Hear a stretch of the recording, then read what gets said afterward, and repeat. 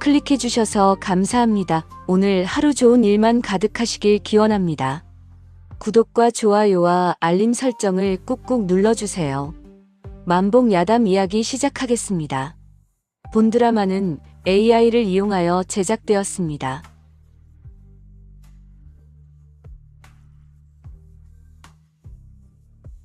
광통교 아래서 매달 초하룻밤에만 열리는 장터가 있었다.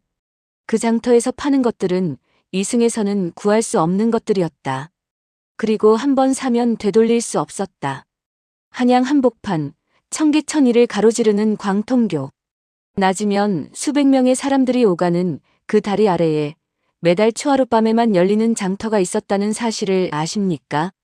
그 장터에는 이승의 어떤 시장에서도 절대로 구할 수 없는 것들이 놓여 있었습니다. 죽은 이의 마지막 한마디가 갇힌 호리병, 이미 흘러간 시간 한 조각이 봉인된 거울, 기억에서 지워진 사람의 얼굴이 담긴 비단 주머니. 그런데 그 장터에서 물건을 사려면 엽전이 필요한 게 아니었습니다. 대가는 오직 자신이 가장 소중히 여기는 것 하나를 내놓아야만 치를 수 있었습니다. 그리고 한 번 거래가 성사되면 그 누구도 절대로 되돌릴 수 없었습니다. 오늘 이야기의 주인공은 병으로 목소리를 잃어버린 아내를 위해 이 장터의 문을 두드린 한 사내입니다. 그러나 장터는 사내에게 상상조차 하지 못한 대가를 요구했고 거래 이후 사내의 세상은 걷잡을 수 없이 무너지기 시작합니다. 그가 치러야 했던 진짜 대가는 무엇이었으며 광통교 아래의 장터는 과연 그에게 축복이었을까요? 1. 사라진 목소리. 한양 남산 아랫자락, 좁고 구불구불한 골목이 미로처럼 뒤엉킨 그 막다른 길 끝에 쪼그리고 앉은 초가집 한 채가 있었습니다.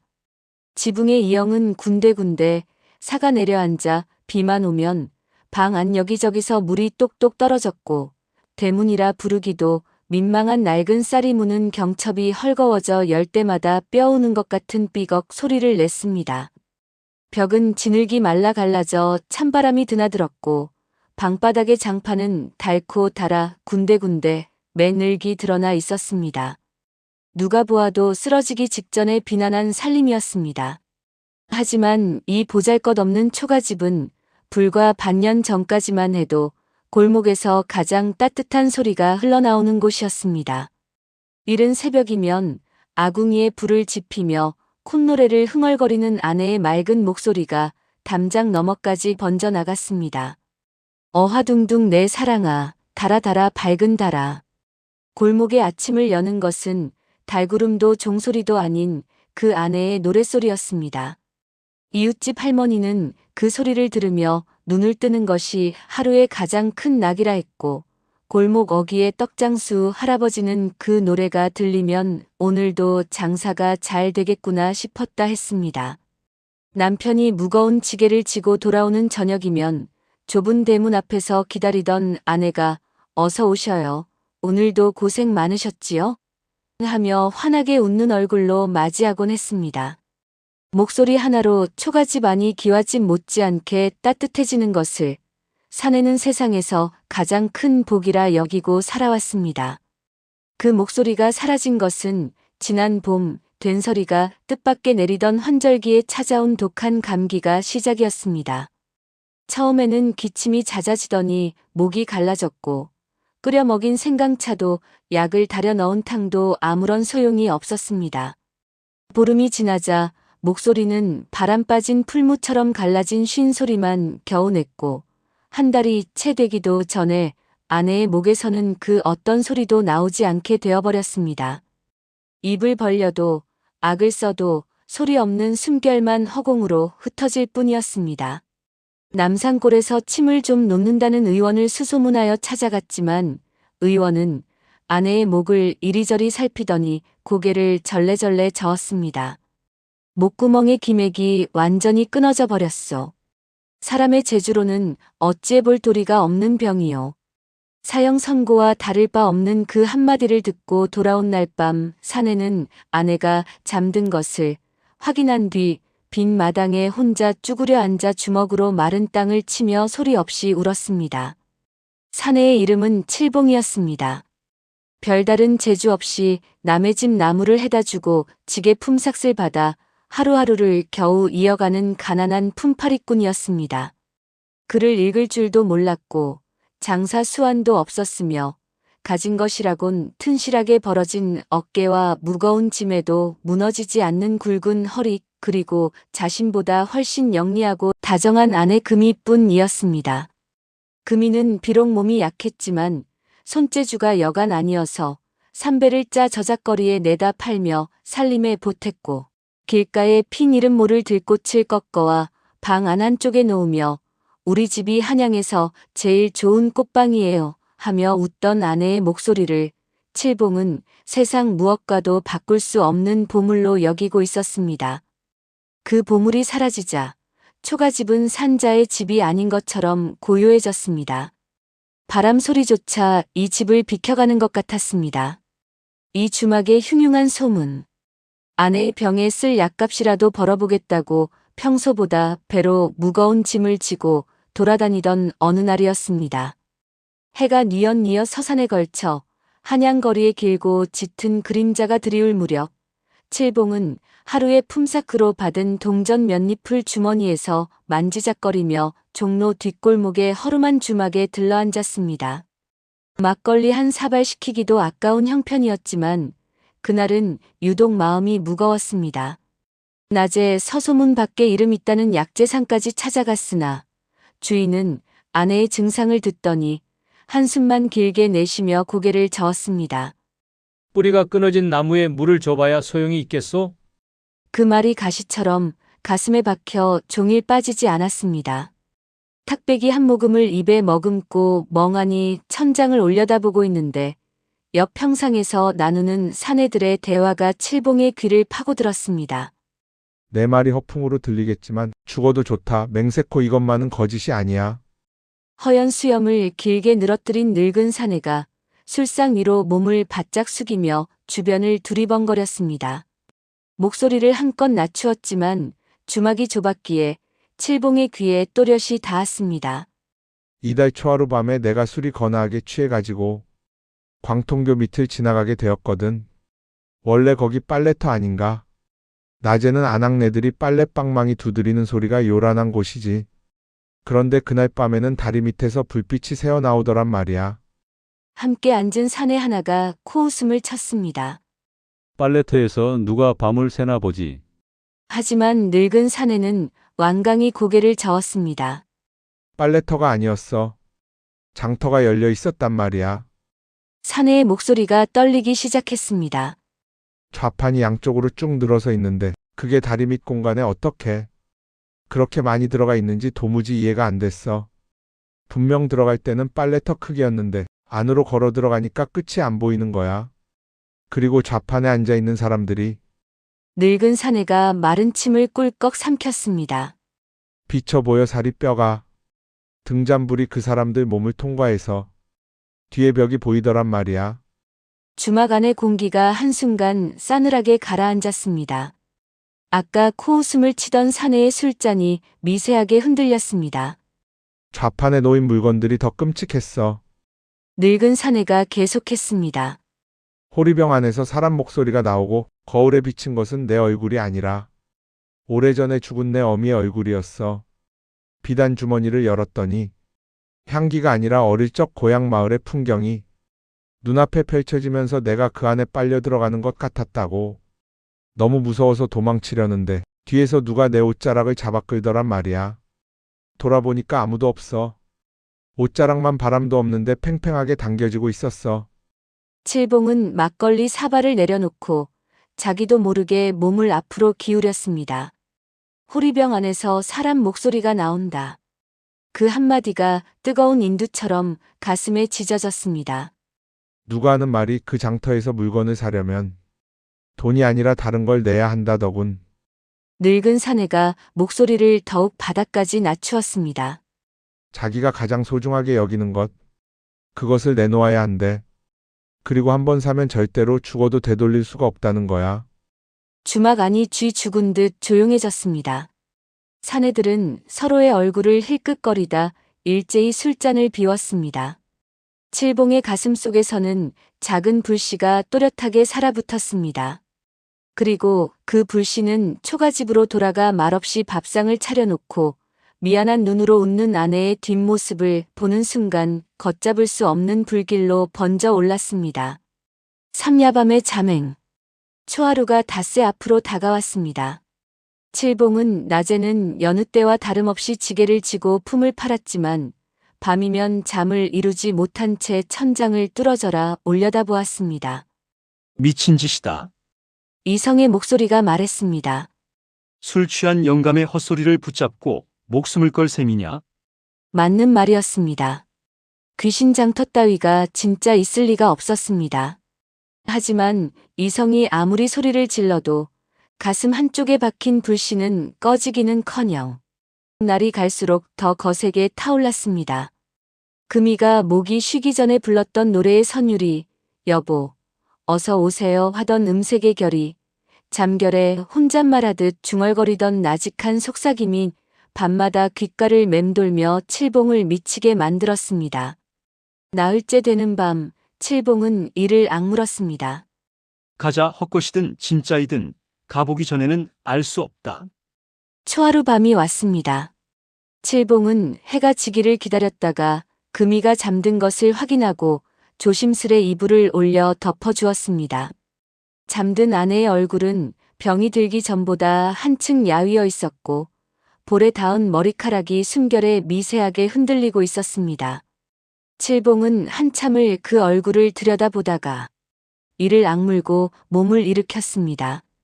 낡은 쌀이문을 최대한 소리나지 않게 밀고 어둠 속으로 발을 내디뎠습니다. 한양의 밤은 통행금지의 장막 아래 숨죽인 채 잠들어 있었습니다.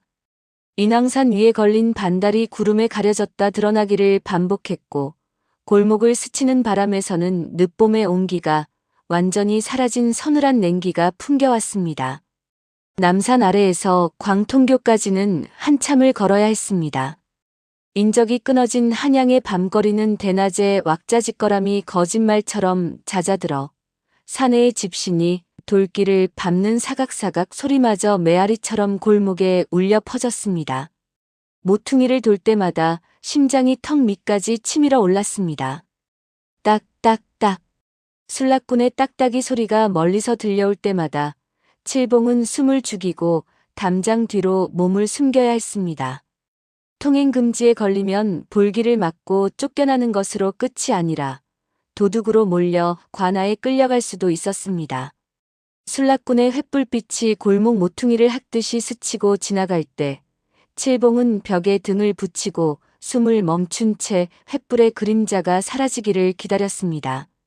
심장 뛰는 소리가 너무 커서 술락군에게 들릴 것만 같았습니다.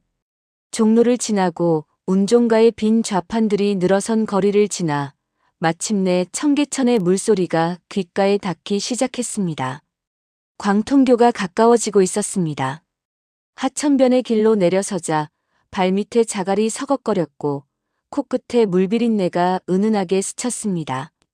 어둠 속에서 광통교의 거대한 돌다리 윤곽이 서서히 모습을 드러냈습니다.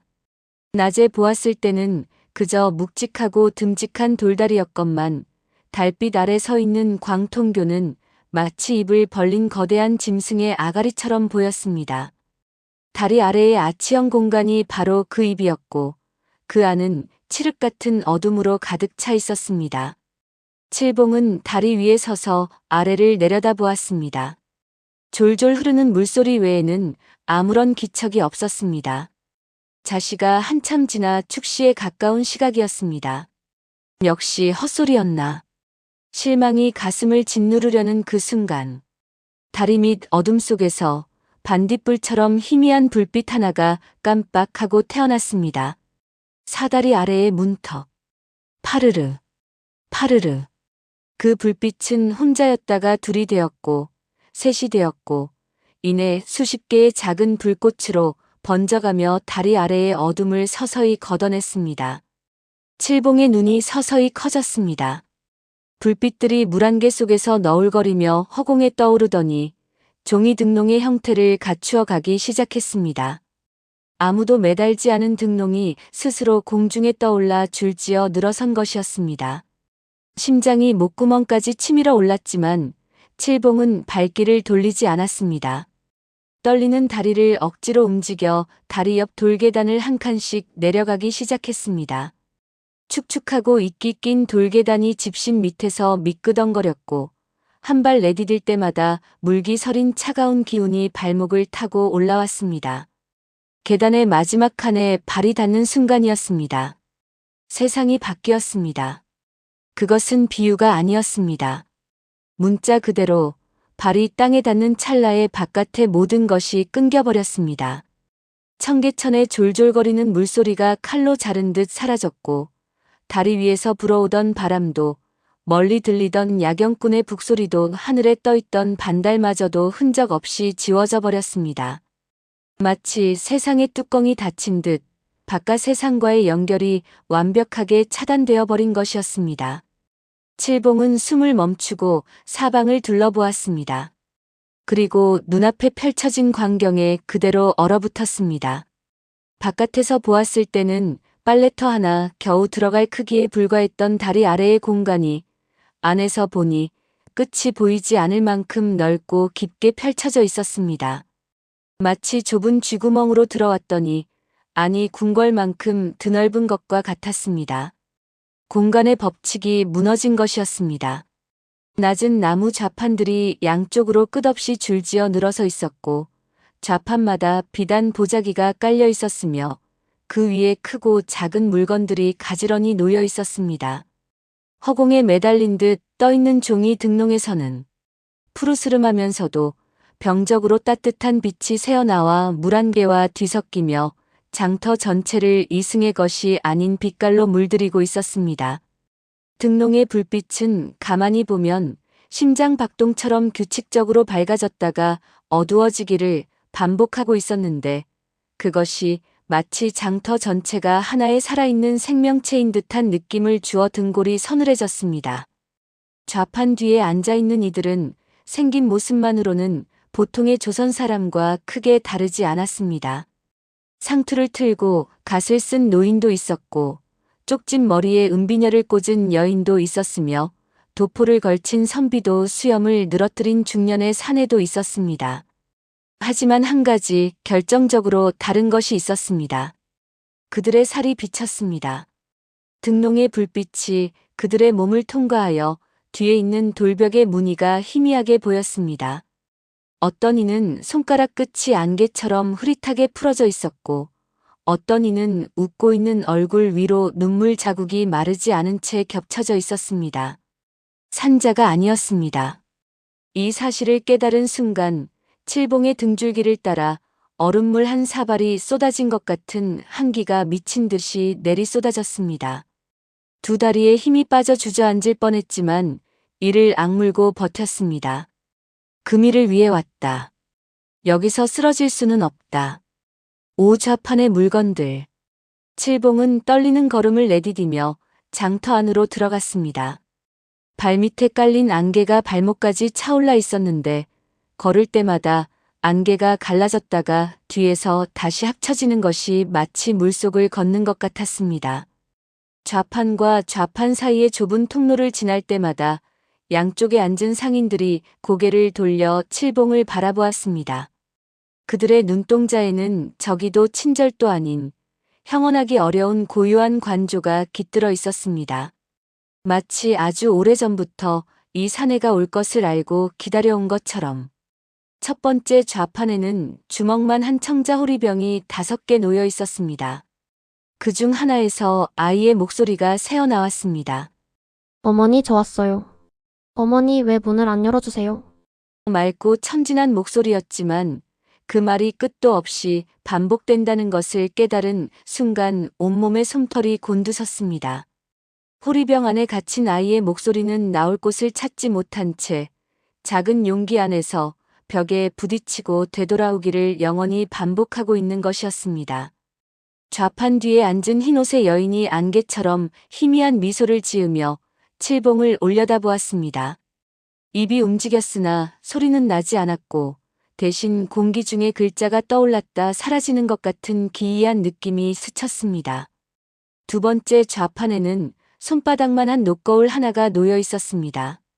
칠봉은 습관적으로 고개를 숙여 거울을 들여다보았습니다.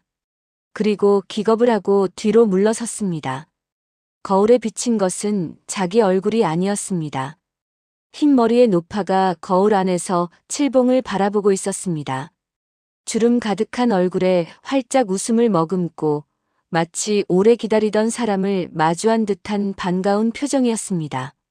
누구의 어머니인지, 누구의 할머니인지, 거울의 주인이 그리워했을 누군가의 마지막 미소가 녹거울의 차가운 표면에 영원히 새겨져 있었습니다.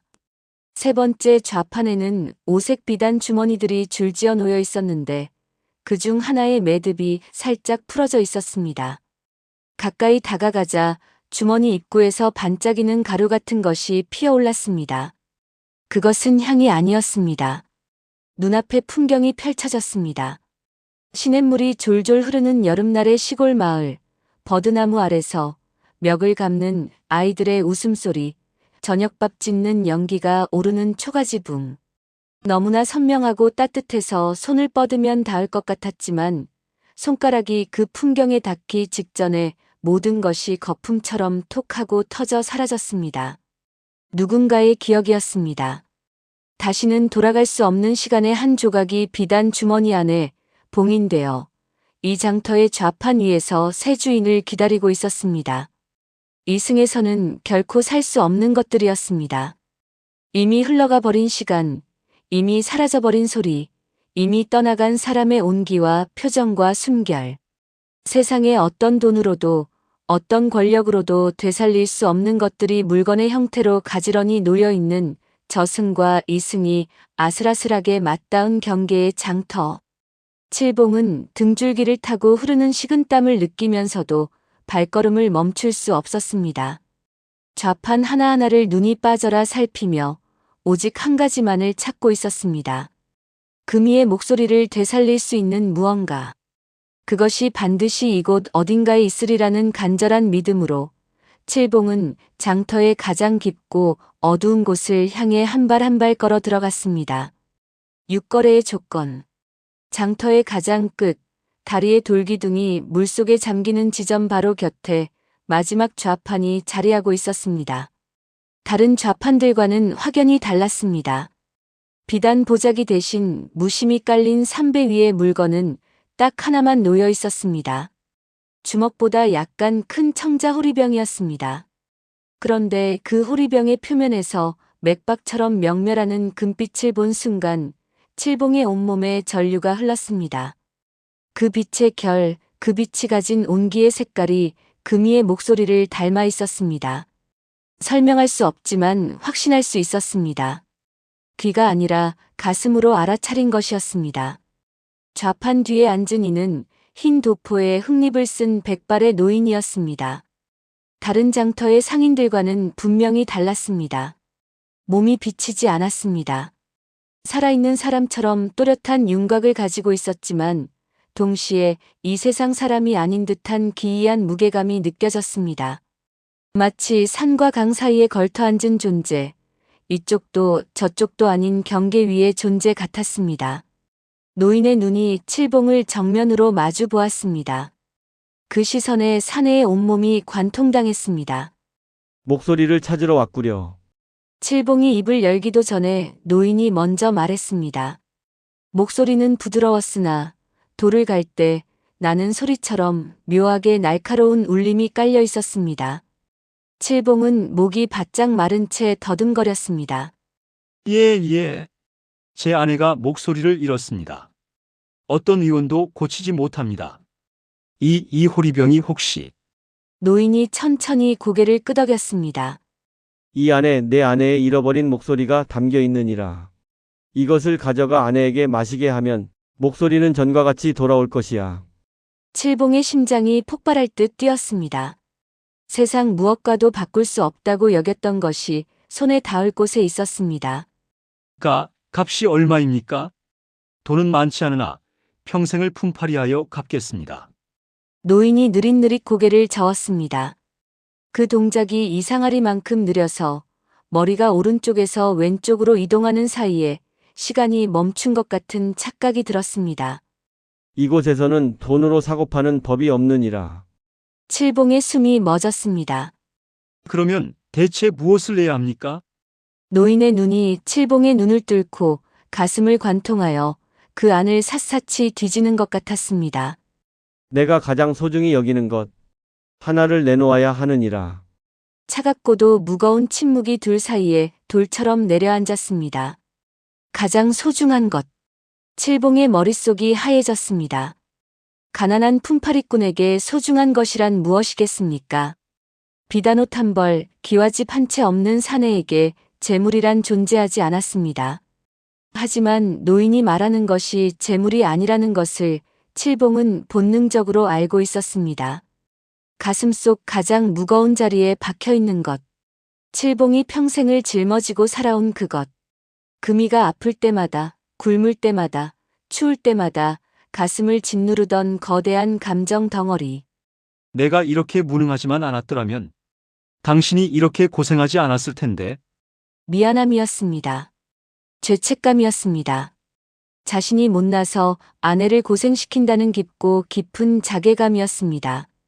노인이 다시 입을 열었습니다. 명심하거라.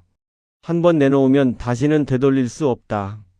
설령 후회가 산처럼 밀려온다 해도 이 장터의 거래는 돌이킬 수 없느니라. 칠봉은 떨리는 목소리로 그러나 한치의 망설임도 없이 대답했습니다. 내놓겠습니다. 금이의 목소리를 위해서라면 제가 가진 무엇이든 내놓겠습니다. 되돌릴 수 없는 선택. 노인은 말없이 좌판 위의 빈 토기 그릇을 칠봉 앞으로 밀었습니다. 거칠고 투박한 그릇이었습니다.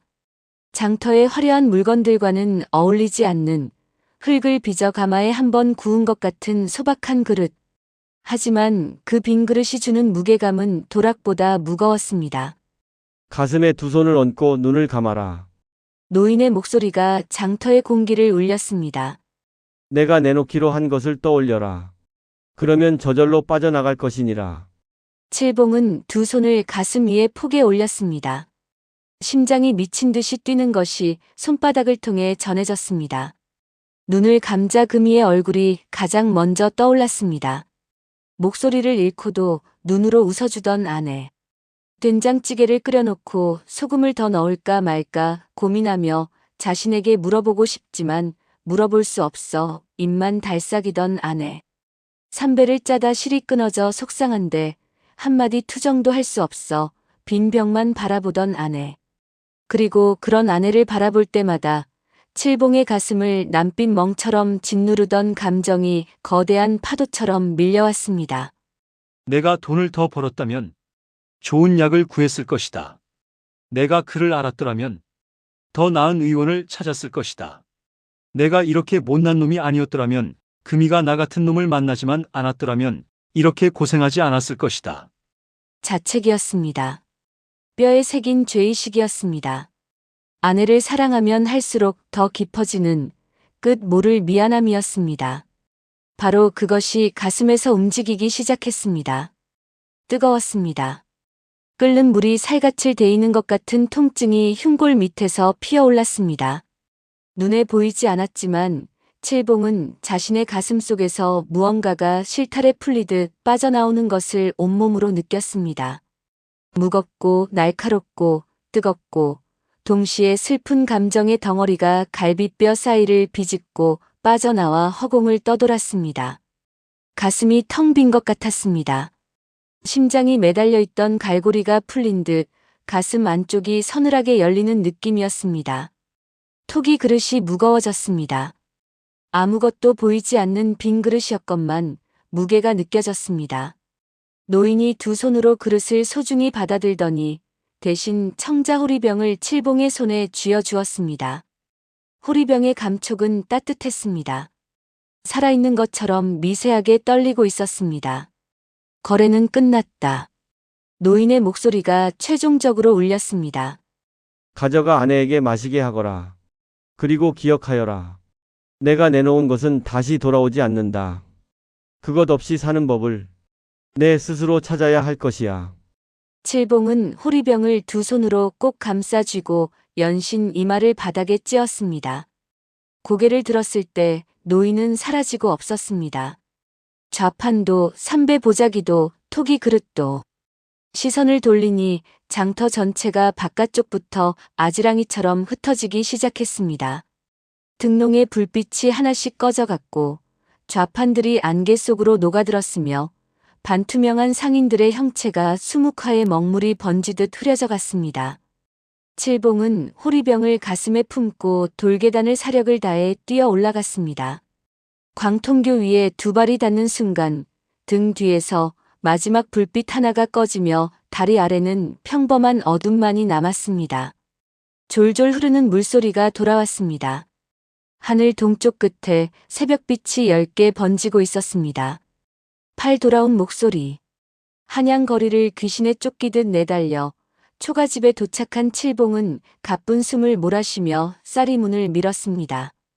삐걱하는 문소리에 방 안에서 이불이 바스락거리는 기척이 났습니다. 금이가 몸을 뒤척이고 있었습니다. 칠봉은 방 안으로 들어가 아내 곁에 무릎을 꿇었습니다. 품에서 꺼낸 호리병은 여전히 미지근한 온기를 품고 있었고 표면의 금빛은 아직 맥박처럼 명멸하고 있었습니다. 손이 떨렸습니다. 만약 이것이 헛것이라면, 만약 이 호리병 안에 든 것이 금이의 목소리가 아니라 귀신의 장난이라면. 하지만 이미 되돌릴 수 없었습니다. 대가는 이미 치러졌고 거래는 끝나 있었습니다. 칠봉은 아내를 조심스레 깨웠습니다. 잠에서 덜 깨어 몽롱한 눈으로 올려다보는 금이의 얼굴이 새벽빛에 창백하게 비쳤습니다. 칠봉은 말없이 호리병의 마개를 뽑아 금이의 입가에 대었습니다. 호리병에서 흘러나온 것은 물도 약도 아니었습니다. 빛이었습니다. 따뜻하고 영롱한 금빛이 호리병의 입구에서 한 줄기 실처럼 피어올라 금이의 입술 사이로 스며들어갔습니다. 빛이 입술을 지나 혀를 타고 목구멍 깊숙이 내려가는 것을 칠봉은 금이의 목에 투영되는 은은한 빗줄기를 통해 지켜볼 수 있었습니다. 마치 말라붙은 시냇물에 물이 다시 차오르듯 빛은 금이의 목 안에서 부드럽게 퍼져나갔습니다. 잠시간의 정막이 흘렀습니다. 방 안의 공기가 미동도 하지 않았습니다. 금이가 눈을 동그랗게 떴습니다. 떨리는 두 손으로 자신의 목을 감싸쥐었습니다. 입술이 천천히 벌어졌습니다. 갈라진 숨소리 같은 것이 먼저 나왔습니다. 그리고 여보. 반년 만에 들리는 아내의 목소리였습니다. 기침도 없었고 쉰 소리도 없었습니다. 병에 걸리기 전 그대로의 맑고 또렷하고 다정한 목소리가 좁은 방 안을 가득 채웠습니다. 금이의 두 눈이 경이로움으로 둥그레졌습니다. 내 목소리가 나와요, 여보. 내 목소리가 나와요. 아내의 눈에서 굵은 눈물이 두 줄기 흘러내렸습니다. 칠봉은 아내를 와락 끌어안았습니다. 금이의 어깨가 들썩이며 울음이 터져나왔고 칠봉의 눈에서도 참을 수 없는 뜨거운 것이 볼을 타고 흘러내렸습니다. 어떻게 된 거예요? 어떻게 목소리가 돌아온 거예요? 금이가 울면서 물었습니다. 칠봉은 대답하지 못했습니다. 장터에서 있었던 일을 어떻게 말로 설명할 수 있겠습니까? 다만 아내를 더 세게 끌어안았습니다.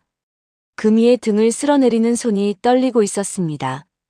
기쁨 때문이기도 했지만 동시에 가슴 한가운데 텅 비어버린 자리에서 불어오는 서늘한 바람 때문이기도 했습니다.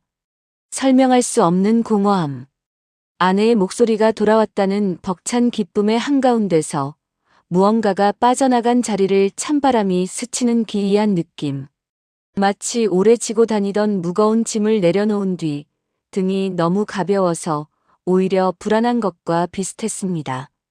칠봉은 그 느낌에 이름을 붙이지 못한 채 울고 웃는 아내의 따뜻한 체온에 얼굴을 묻었습니다. 구균열. 금이의 목소리가 돌아온 날부터 초가집에는 다시 노랫소리가 울려 퍼졌습니다. 아궁이에 불을 지피며 어화둥둥 내 사랑아 하고 흥얼거리는 아내의 콧노래가 골목 끝까지 번졌고 이웃집 할머니가 담장 너머로 아이고 세상에, 금이 목소리가 돌아왔구먼. 하며 눈물을 글썽이기도 했습니다. 금이는 아침부터 저녁까지 쉴 새 없이 말하고 노래했습니다. 반년간의 침묵이 얼마나 답답했는지 말을 할 수 있다는 것 자체가 숨을 쉬는 것만큼이나 귀하다는 것을 온몸으로 느끼는 듯 했습니다. 칠봉이 지게를 지고 나갈 때면 오늘도 힘내세요 하며 대문 밖까지 따라 나와 손을 흔들었고 돌아올 때면 어서 와요. 밥 다 됐어요. 하며 반겼습니다. 집안이 목소리로, 노래로, 웃음으로 가득 찼습니다. 모든 것이 돌아온 것 같았습니다. 그런데 이상한 일이 벌어지고 있었습니다.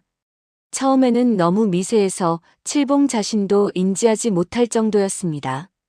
어느 날 지게를 지고 돌아오는 길에 길가에서 한 남자가 병든 아내를 업고 비틀거리며 걷는 것을 보았습니다.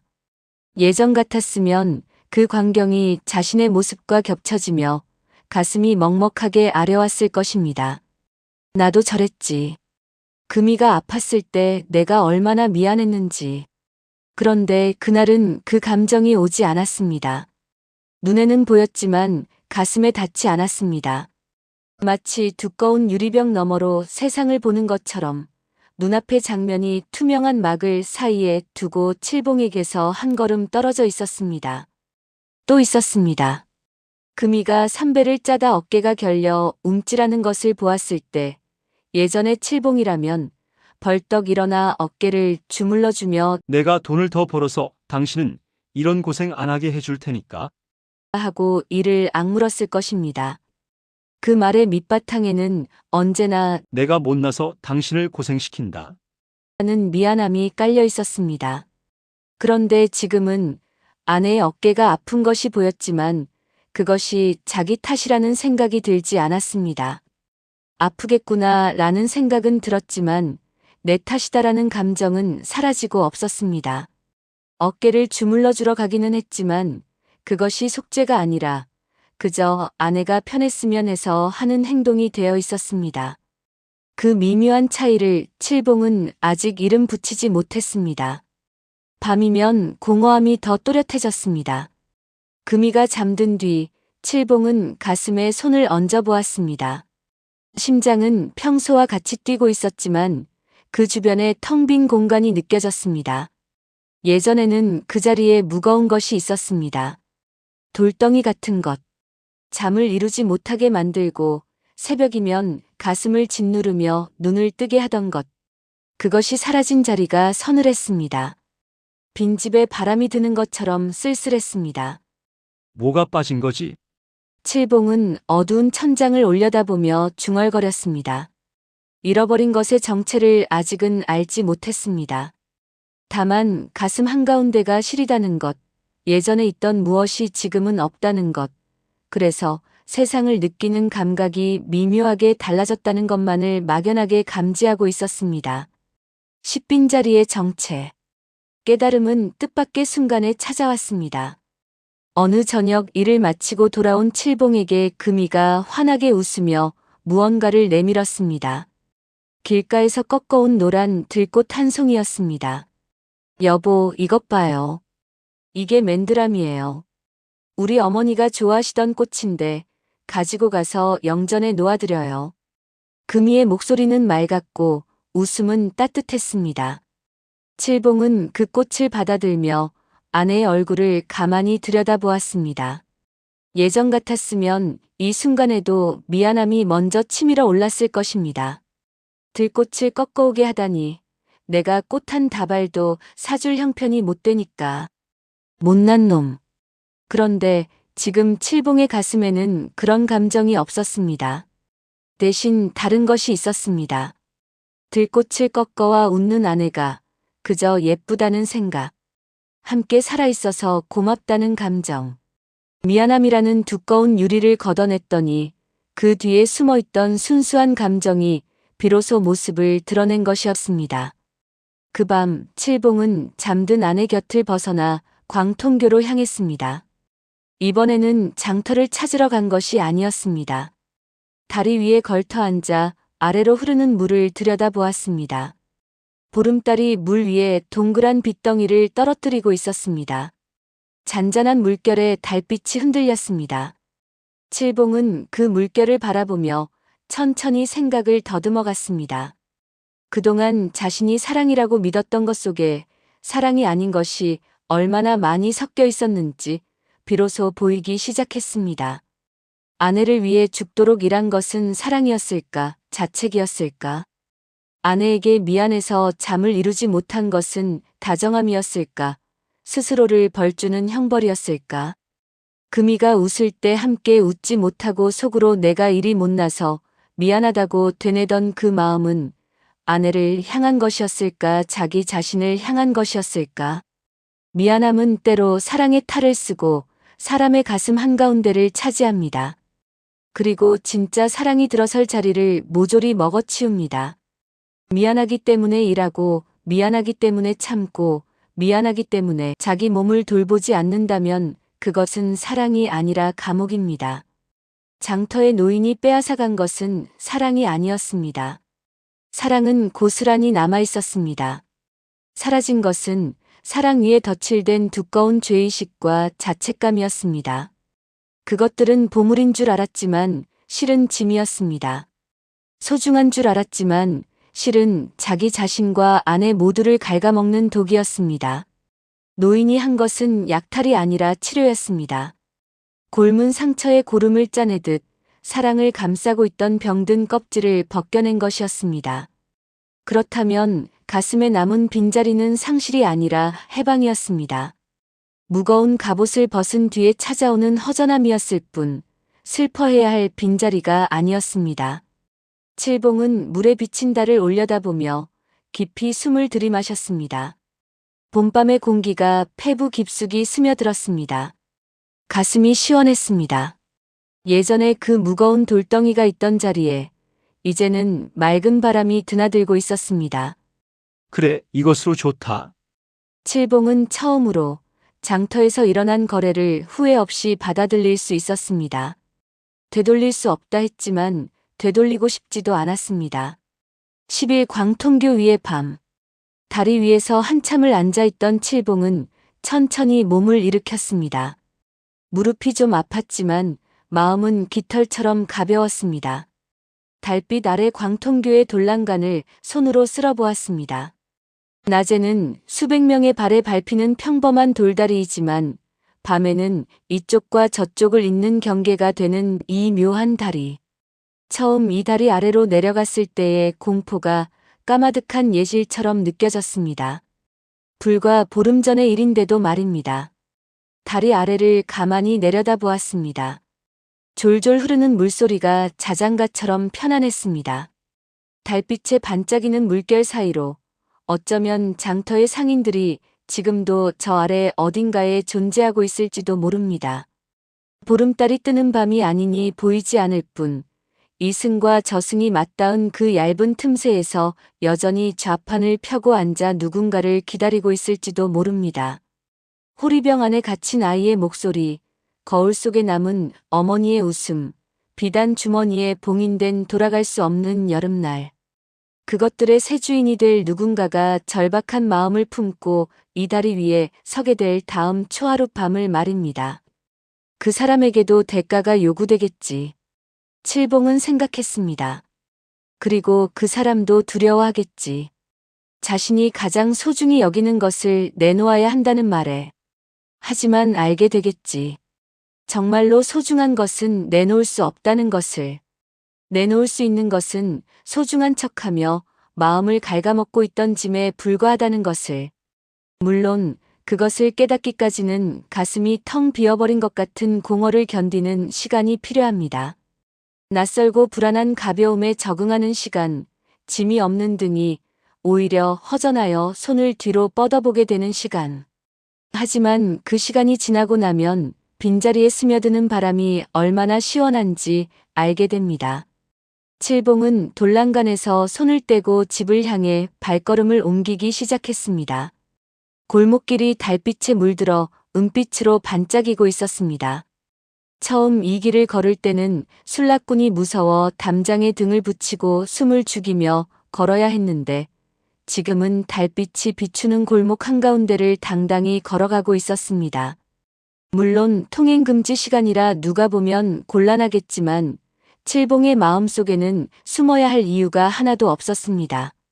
담장 위에 앉은 고양이 한 마리가 사내를 내려다보며 눈을 가늘게 떴다가 관심 없다는 듯 고개를 돌렸습니다. 골목 끝 초가집에서 작은 불빛이 새어나오고 있었습니다. 금이가 등잔을 켜놓고 기다리고 있는 모양이었습니다. 칠봉의 입가에 미소가 번졌습니다. 예전 같았으면 이 시간에도 밤새 뜬 눈으로 기다렸을 아내가 미안해서 가슴이 쿵 내려앉았을 것입니다. 나 때문에 잠도 못 자고. 하지만 지금 칠봉의 마음에는 미안함 대신 고마움이 있었습니다.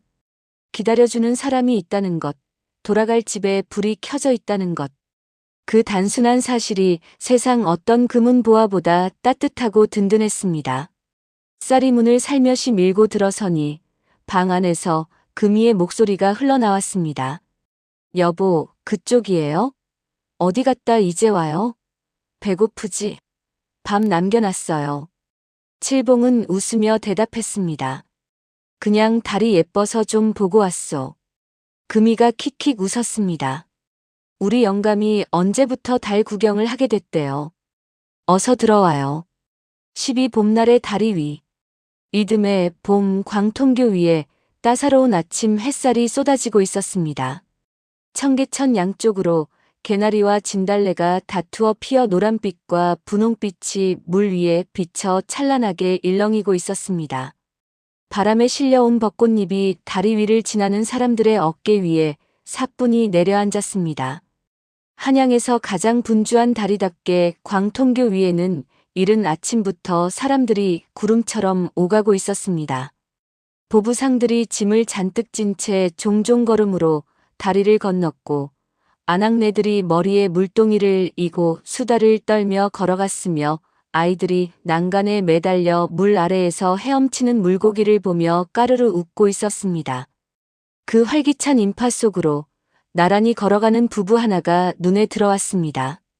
남편은 등에 지게를 지고 있었는데 지게 위에는 이웃 마을에 배달할 장작과 숯이 가득 올려져 있었습니다.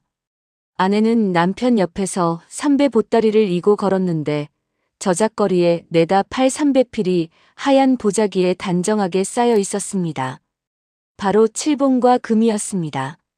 칠봉의 얼굴은 1년 전보다 더 까맣게 탔지만 눈가에 깊이 새겨진 웃음주름이 그의 얼굴을 한결 편안하고 넉넉하게 만들어주고 있었습니다. 지게의 무게에 어깨가 눌렸지만 그 무게가 바로 살아있다는 증거이자 오늘 하루를 정직하게 시작하고 있다는 뿌듯한 보람이었습니다. 금이는 걸으면서도 입을 쉴 새 없이 놀리고 있었습니다. 여보, 오늘 삼배 팔아서 좀 남으면 저녁에 두부 사올까요? 이웃집 할머니도 요즘 입맛이 없으시대요. 순두부 한 모 사다 드리면 좋아하실 거예요. 칠봉이 웃으며 대답했습니다. 그러시오. 내가 장작 배달하고 오는 길에 콩나물도 한 줌 사올 테니 오늘 저녁은 좀 넉넉히 차려봅시다. 어머, 우리 영감이 언제 이렇게 여유가 생겼어요? 금이가 눈을 동그랗게 뜨며 웃었습니다. 칠봉은 멋쩍게 머리를 극적이며 뭐 여유라기보다는 그냥 살림 사는 재미가 들어서 그렇지. 하고 씩 웃었습니다. 가난은 여전했습니다. 기와집은커녕 초가집 지붕의 이영도 해마다 갈아야 했고 비단은 꿈에서도 만져보기 힘든 형편이었습니다. 하지만 부부의 걸음은 1년 전과는 비교할 수 없이 가벼웠습니다. 칠봉은 더 이상 자신이 못났다고 자책하지 않았습니다. 힘닿는 만큼 성실히 일하고 벌어지는 만큼 알뜰히 쓰며 옆에 있는 사람과 함께 웃을 수 있는 것. 그것이 세상에서 가장 부유한 삶이라는 것을 광통교 아래의 장터가 가르쳐 주었습니다. 짐을 내려놓으니 사랑이 더 또렷하게 보였고 죄의식이라는 껍질이 벗겨지니 진짜 마음이 비로소 모습을 드러냈습니다. 광통교 한가운데를 지나갈 때 칠봉은 무심결에 다리 아래를 내려다보았습니다. 맑은 청계천 물이 자갈 위를 졸졸 흐르고 빨랫돌 위에서 아낙네들이 봄빨래를 두드리는 소리가 경쾌하게 울려 퍼지고 있었습니다. 지극히 평범한 대낮의 풍경이었습니다. 하지만 칠봉만은 알고 있었습니다. 저 다리 아래에 달이 바뀌는 어둠 속에서만 열리는 장터가 숨쉬고 있다는 것을, 이승에서는 살 수 없는 것들을 파는, 되돌릴 수 없는 거래가 이루어지는 그 서늘한 장터가 존재한다는 것을. 여보, 왜 그래요? 다리 밑에 뭐 있어요? 금이가 고개를 갸웃하며 물었습니다. 칠봉은 아내를 바라보며 환하게 웃었습니다. 아무것도 없어. 물이 참 맑다 싶어서. 금이가 킥킥 웃으며 남편의 팔을 잡아 끌었습니다. 어서 가요. 저작거리 좋은 자리 다 뺏기기 전에 서둘러야지. 부부는 다시 나란히 걸음을 옮겼습니다. 지게 위에 장작이 흔들리고 보따리 속에 삼배가 바스락거렸으며 금이의 콧노래가 광통교 위를 흐르는 봄바람에 실려 퍼져나갔습니다. 어하둥둥 내 사랑아, 달아달아 밝은 달아. 그 노래에 지나가던 아이 하나가 따라 불렀고 옆에 떡장수 할아버지가 장단을 맞추며 빙긋 웃었습니다. 봄 햇살 아래 광통교 위에서 벌어지는 세상에서 가장 평범하고 가장 눈부신 하루의 시작이었습니다. 한양에서 가장 번화한 다리 위로 쏟아지는 봄 햇살 속에서 이 세상에서 가장 평범하고 가장 부유한 부부의 오늘이 활짝 열리고 있었습니다. 광통교 아래 초하루 장터는 이승에서 구할 수 없는 것들을 팔았지만 칠봉이 진짜로 얻은 것은 장터에서 산 물건이 아니었습니다. 사랑이라 믿었던 무거운 짐을 내려놓았을 때 비로소 보이기 시작한 것. 그것은 이미 곁에 있었지만 보지 못했던 진짜 사랑의 얼굴이었습니다. 혹시 지금 여러분의 가슴 속에도 소중한 척 자리 잡고 앉아 진짜 소중한 것을 가리고 있는 무거운 짐이 있지는 않으신지요? 내려놓아도 괜찮습니다. 진짜 사랑은 그 짐 아래서 여러분을 기다리고 있을 테니까요. 오늘 이야기가 마음에 드셨다면 구독과 좋아요, 알림 설정 부탁드립니다. 다음 이야기로 찾아뵙겠습니다.